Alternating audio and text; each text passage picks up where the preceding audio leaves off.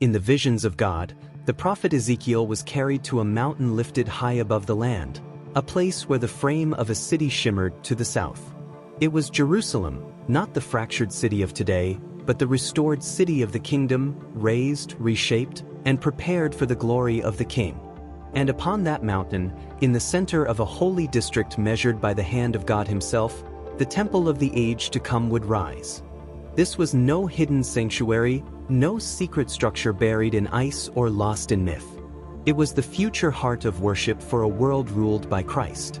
A temple set in the land promised to Abraham, anchored in the covenant God swore would never be broken.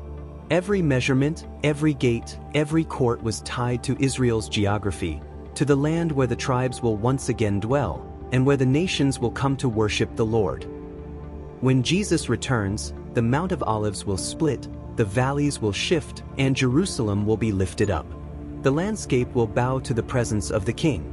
And from beneath the threshold of that temple, waters will flow eastward, turning the Dead Sea into living waters.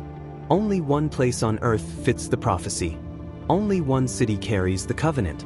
Only one mountain is destined to host the glory of the Lord. Ezekiel's temple will stand in Jerusalem, on a restored, elevated Temple Mount, in the days when Messiah reigns and the nations stream to his light. It is not built yet. It cannot be built yet. It belongs to the kingdom, to the age when righteousness fills the earth, and the knowledge of the Lord covers the world like the waters cover the sea.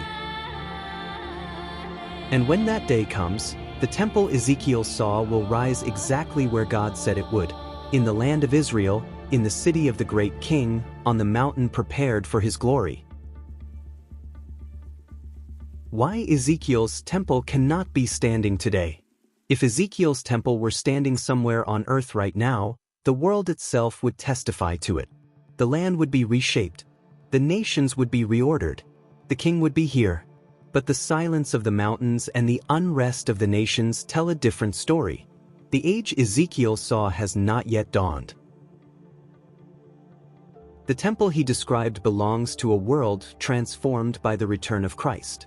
A world where the Mount of Olives has split in two, where Jerusalem has been lifted high above the surrounding land, and where a river of life flows from beneath the threshold of the sanctuary, healing everything it touches. None of these things have happened. The earth still groans. The nations still rage. The king has not yet taken his throne in Jerusalem. Ezekiel's temple cannot be standing today because its very existence requires the presence of the Messiah.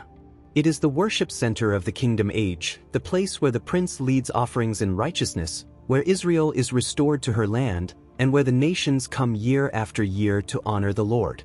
It is a temple built in a world where swords have been beaten into plowshares, where justice flows like a river, and where the knowledge of the Lord covers the earth like the waters cover the sea.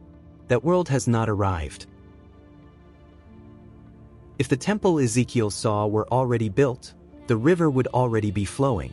The Dead Sea would already be alive. The land divisions of Israel would already be restored. The glory of the Lord would already be dwelling among men. But the world we see is still waiting, still longing, still aching for the appearing of the King. Ezekiel's temple is not a relic of the past or a structure hidden in some forgotten corner of the earth. It is the architectural announcement of the kingdom. It rises only when the king himself returns. And until his feet stand again on the Mount of Olives, the temple of Ezekiel remains a promise, a future reality waiting for the moment when heaven touches earth and the glory of the Lord fills the house forever.